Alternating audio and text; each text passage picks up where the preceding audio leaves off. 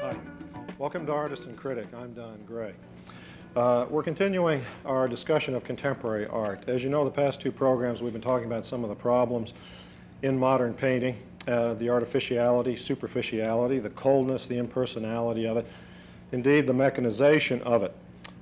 Today I propose to try to offer a solution, which may sound presumptuous, but when we examine it a little deeper, perhaps it won't seem so much so.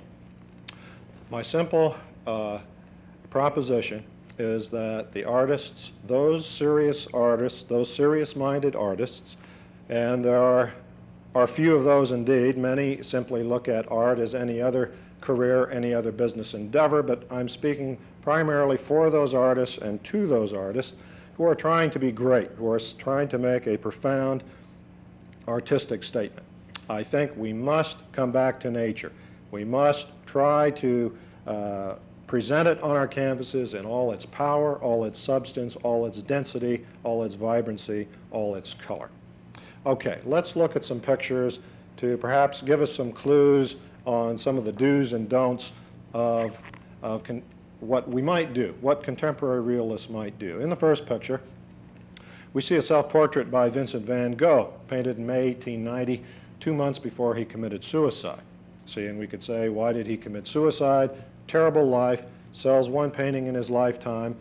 He is so original and so profound and so directly in touch with reality that people are afraid of him, they won't touch him. These same conditions apply today. Where are you going to find the modern realists? Probably not in the galleries. They're probably in their studios working very hard, while artists of more mediocre abilities, more fashionable talents are being shown in the galleries. Van Gogh seemed revolutionary at the time. When we look at him now, we realize he is in the great tradition of figurative painting. If we look at the reality of it, the solidity of it, look at the way you can't see the color, but he uses warm in the lights and cool in the shadows to model the planes of the head magnificently. And of course, the intensity of his vision is represented also by the swirling background. So our reality in the present day can be very intense, very expressionistic, or it can be very detailed. But look at the solidity of the head. Okay, we'll go to the next picture, and we'll look at a head by Paul Klee. Keep in mind the solidity of the Van Gogh head and compare it to the Klee head done in the 1920s. When we see it, I think that this is not helpful to us in our own time. There's a little bit of a glare there, but I think we can see the head is simply an abstraction of a head. It's a circle broken up cubistically, but very, very two-dimensional, without much personality. It's primitive, deliberately so, deliberately childlike. Klee is praised for those qualities, but I wonder, do those qualities help us now in our endeavor to come up with an art that is profound and expressive of our own age? I don't think so. I think it limits us because his own goal was limited to this childlike, charming, but not very profound vision, if we might say so, about Paul Klee. Let's take a look at the next picture, where we will see a work superficially like that of Paul Klee, a painting by a child. Yellow on the figure on the right, brown and white checked figure on the left. Maybe it's the child's mother holding him or his infant brother or sister or something. But this is genuine child art, expressive, simple, and beautiful. It's terrific. But it does not satisfy adult tastes. In our own time, we have wanted to become children again because the world is so difficult that we simply don't want to deal with it. We don't want to deal with the wars. We don't want to deal with the hardship. So we go into an abstract world or we go into a childlike world. Let's take a look at the next piece. Very well-known painting by Henri Matisse, done in 1905, portrait of his wife in a marvelous hat, beautiful color, done during Matisse's Fauve period, and quite solid. We'll see that in just a moment. I'm sure many of you have seen that picture. A marvelous painting. Maybe our realism, contemporary realism, will go in this direction. We don't have to paint every pore, every eyelash. every detail in the hat or the clothing. But I do believe we have to try to come back to reality, some of the expressiveness of it, some of the density of it. Let's go to the next picture. We'll see another one by Matisse, done, what, about 6 years later, 1911. Interior with goldfish and sculpture, and that'll be coming along very, very shortly. I'm sure many of you have seen it, but it will be two-dimensional. Look at the two-dimensional quality of the painting. We can shift the camera a little bit. We've got a terrible angle, or just come in a little closer, perhaps, so we can see the picture. Can we come in a little closer on the picture? You know, pan to the left just a little bit and get it in. No one is denying Matisse's power as a designer. He is one of the great designers of the 20th century, but his work tends to be superficial. He's not probing deeply for more profound values. It's a surface kind of art. Wonderful color, wonderful design, but I must say I believe art has to have more than that. So that after recently visiting the Diebenkorn show at the Whitney and seeing art much like this, Diebenkorn influenced by Matisse, let's go to the next picture. Let's prepare for that. It doesn't help us in our search for a new vision, a new reality for our own time. We don't have to go back and copy the masters, but we don't want to have the superficial vision, deal solely with aesthetic values and so forth. We're going to look at a Mondrian here, and note, of course, we're very familiar with his rectangles, balancing them in a dynamic vision of the world. This is his vision of the world in its symbolic sense. Let's go quickly to the hopper, to the right of it. And I wonder if we won't notice a similar concern with rectangles. Obviously, the windows in Hopper's picture Early Sunday Morning, the rectangles of the buildings themselves, we'll see it in just a moment, and we pull back from it, and we see let's pull back from it, keep going, and we see the long horizontal of the building, and in the upper right, we see a block, a horizontal block in the sky. All through the picture, the theme of rectangles is represented. Now, I'm not saying that Hopper is related to Mondrian in any way, but it does point out the fact that every artwork must have a sound abstract basis. If you have only the abstract basis, it's like having a skeleton of a human being. You need the total reality, the flesh of reality, to make a picture meaningful. And I think Hopper came up with a meaningful vision of reality. We don't want to copy Hopper. We want to find our own vision of reality, but we must look at the city. We must look at our environment. Let's go to the next picture. Rectangles are not enough. We'll see Homage to the Square by Joseph Albers, and it's essentially a meaningless artistic experience. The repetition of the rectangles, they're meaningless. They don't mean anything, one within the other, except in the symbolic sense that he's not aware of, perhaps the maintenance of the status quo, the hemming in of the human spirit by the stolidity of the rectangle. Okay, let's go to the next picture. Let's move rapidly through our pictures.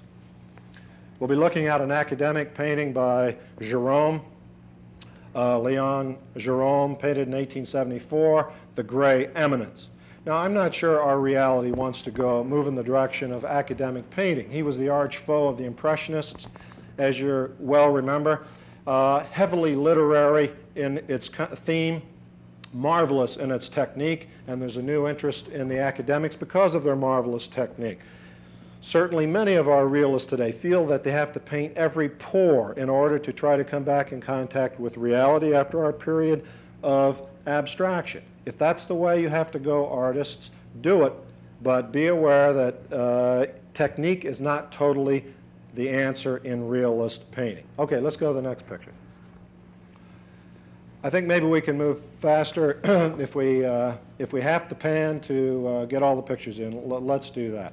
We'll be looking at El Greco's Burial of Count Orgaz, a marvelous visionary painting 10 by 15 feet fresco, not a fresco, but painting in Toledo.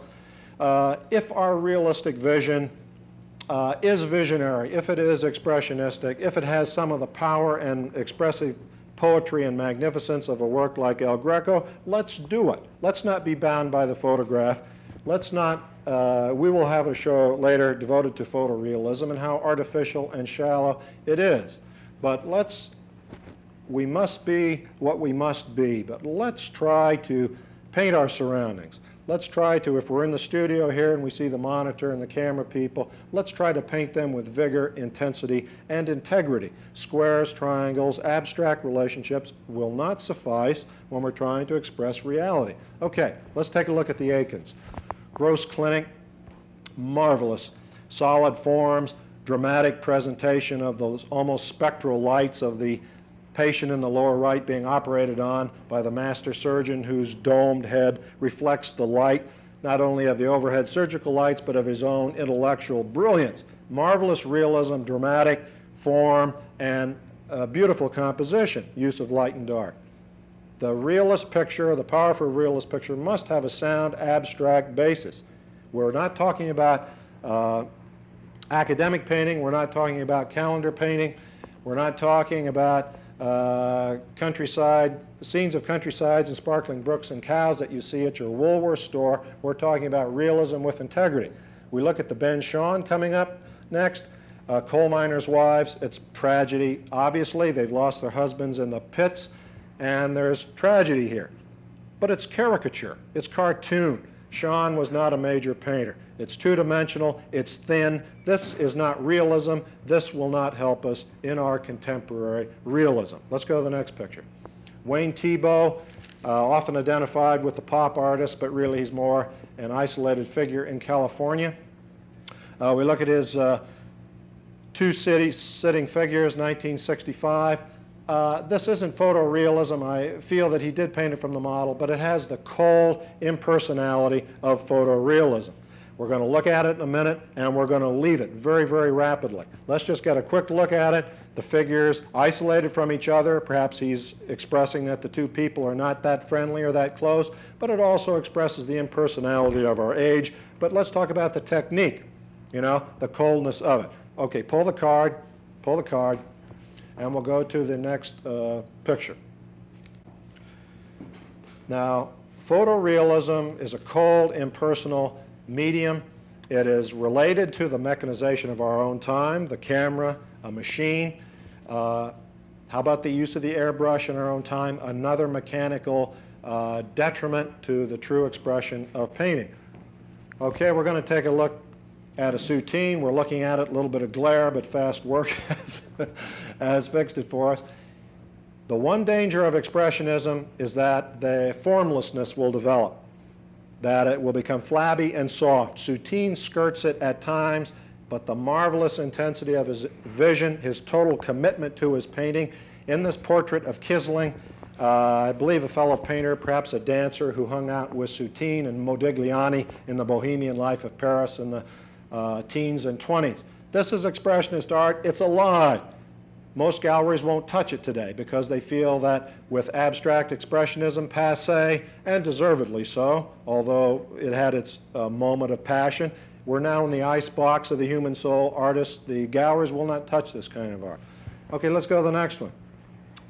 A complete contrast in realism by Ingres, painted in the 19th century.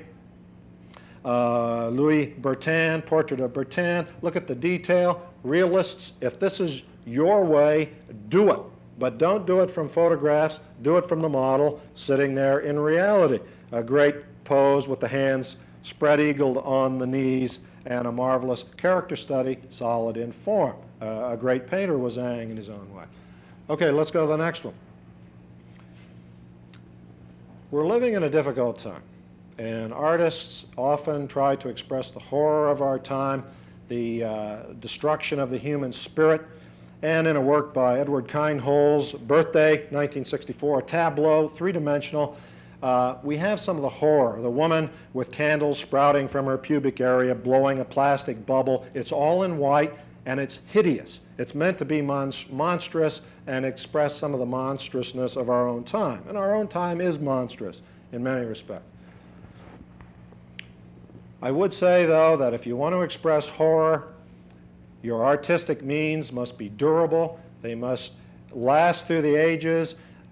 Your horror must not be overwhelmed by cynicism and the fact that nothing better can possibly come. Your horror is justified, but if it makes a cynical, worn-out statement, it destroys your social comment. You're criticizing society, but you're undermining society at the same time by making an artwork that is nebulous and formless. Let's take a look at the next one. Goya's Execution of the Rebels, May 1808. Perhaps Napoleon's troops are mercilessly butchering the Spanish resistance at the time. As horrible a painting as has ever been pictured in terms of the futility of these hopeless, disorganized people being marched to their death, the mechanized, machine-like postures of the firing Napoleonic troops. We don't see their faces. It increases the impersonality. Here is horror. But the work, the composition, the color, the use of the brushwork, all of it is a living statement that will last through the ages, a statement, magnificent artistic statement of horror, but it transcends the horror because of the magnificence of the artistic means. Kienholz's work does not transcend the horror. It only adds to the horror. Go to the next picture, please. If you say that life is garbage, artists, and you try to symbolize it by hanging bags of garbage in a gallery, you only add to the garbage in society. The work does not have structure, form, or meaning, and you only make the problem worse. Your art aesthetics, your form, your color, your composition, and your reality must be significant. Okay, we're going to look at a picture here, I have every hope. Lee Bonacue, Untitled, about 6 feet by 5 feet in size. It's three-dimensional. It protrudes out about 2 feet. Made of sewn canvas and metal. It's expressing horror. It's almost like Big Brother. Those are like camera eyes looking at us. Go down to the next picture. Just pan down. But the means of the picture do not have the power, the durability of the Goya, as does this John Chamberlain sculpture. 9 square feet of junk. It is welded junk, and it's saying that society is junk, just as those bags of garbage in the galleries would say that society is junk. But if you're only making junk, you're adding to the destructive aspects of our society. You must transcend those destructive elements. Chamberlain does not. Let's pan to the top right diagonally. And we look at a sculpture by Bruce Conner called Baby, 1958, wood, wax, and nylon. It's a horrible vision of a child caught in a web, and caught in the web and horror of modern life. This is what this picture, this sculpture is saying to us. But he again is not transcending that horror. Pan down to the next picture, would you please, Harrington? And we see a figure with nails driven into it, and hopefully for magic purposes. You know, this is a figure done in the Congo. And so we say, well, if they can do it in the Congo, why can't we do it in America?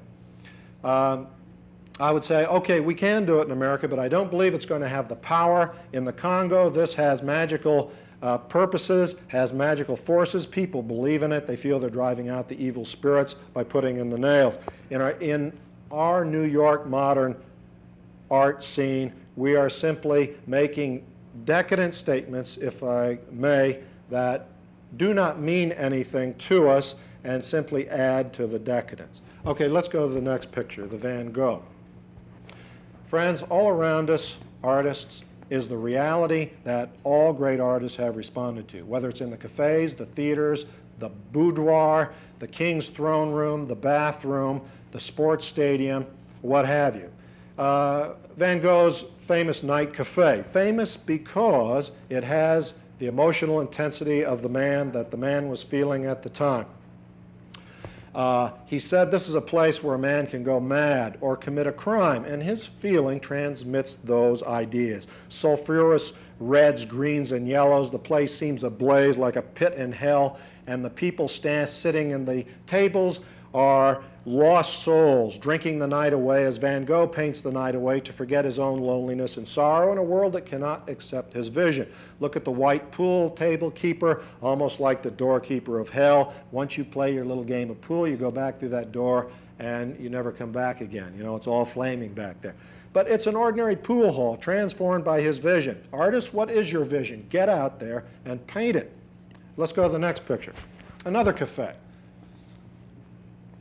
Toulouse-Lautrec's At the Moulin Rouge, one of the great paintings, painted in the 1890s, 1880s, around the same time of Van Gogh's, post-impressionist, vivid color, a certain two-dimensionality of the forms because of the influence of Japanese prints and Manet before him, but a marvelous, vibrant, living artistic expression. The color's magnificent with oranges, reds, beautiful blue greens. Look at the woman's face on the right, cut off from the canvas, suggesting motion, life, yellow hair, blue forehead, magnificent creative expression. Toulouse-Lautrec back in the back center, just beneath the tall man at the center with the tall hat, isolated from everyone, this dwarfish individual still out there painting reality. Artists, get out of the studios, quit painting your triangles and your rectangles, dripping your paint. Let's paint some reality. Okay, let's pull the board. Look at the next picture. And let me steal a look so I know what's coming up. Okay, we have Renoir and his outdoor cafe. And we'll quickly get to that. An impressionist picture of an outdoor cafe. We have three cafes. One dramatically tragic, the other one semi-tragic with Lautrec's crippled state, and this one a scene of gaiety where no one ever dies, no one ever has emotional troubles, no one ever has a blemish, physical, emotional, or spiritual. But it's a magnificent painting. He has the sense of life. Artists, get out in the world, get out in life. Let's go to the next picture. When we look at Seurat's Le Grand Jatte, post-impressionist, painted in the 1886, I believe, and who cares about dates? Dates are the dull, stuffy, meaningless data that interfere with understanding paintings. Let's look at the paintings, let's look at life, let's translate life into art. With Seurat, a magnificent painting, large, we don't care how large it is, what, 6, 8 feet wide? Maybe it's 10 feet wide, 6 feet high, something. A certain scope to it.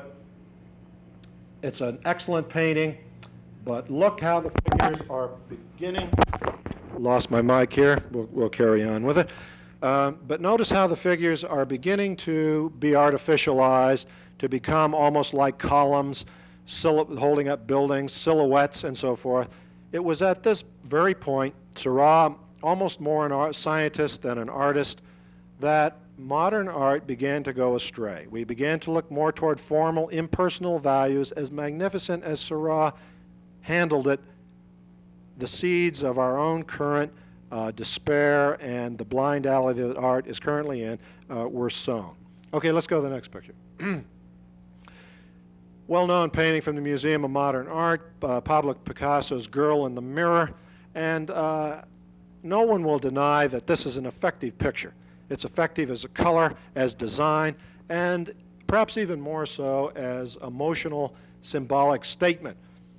The reflection of the girl in the mirror is the dark underside of her personality. In reality, if we can use that to describe his circular cubist, curvilinear cubist style, she has a sun-like face. It's open, seemingly wholesome, untroubled, but in the mirror her reflection suggests the dark underbelly of reality in her. Despite all this, I would suggest to you, friends, we cannot copy Picasso. Picasso cannot help us at this particular time. We have to go back to original sources, as great art always has done. It's been influenced by the past, but it has gone back to nature and reality. It's imperative at this time that we go back. Pardon me while I steal another look. Oh yeah, Richard Lindner's Rock.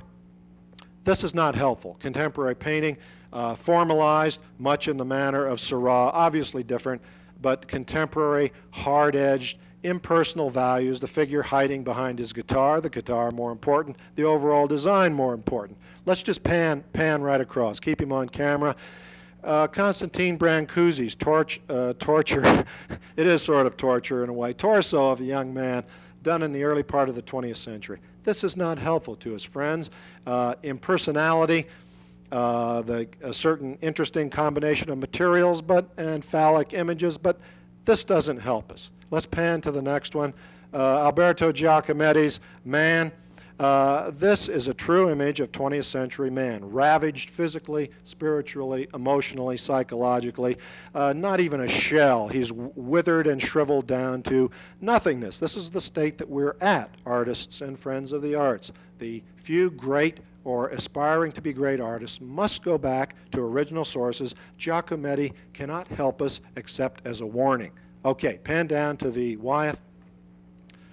And no, we want to look at the Wyeth very quickly. All right, go to the Giotto. And the Wyeth, we had Christina's World. This is one reason why Wyeth is so popular, because the human being has been distorted, destroyed, non-objectified, and abstracted in our own time. Wyeth is not a great painter. He has a marvelous command of detail. He has a sense of melancholy and emotional passing of an age, but he's an illustrator.